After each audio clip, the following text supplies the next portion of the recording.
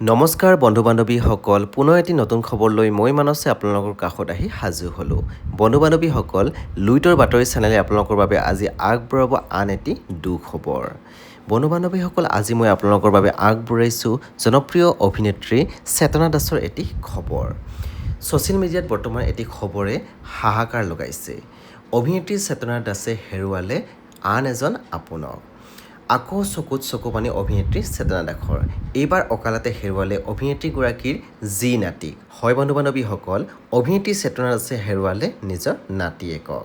শুকুৰবাৰে নিশা গুৱাহাটী ক্লাবৰ ওচৰৰ ফ্লাইঅভাৰত সংঘটিত হৈছিল এক পথ দুৰ্ঘটনা।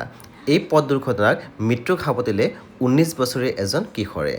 আৰু সেই কিশোৰজনৰ নাম আছিল দেৱনাৰায়ণ নাথ। দেৱনাৰায়ণ নাথ আছিল অভিনেত্ৰী চেতনা দাসৰ যি নাতি।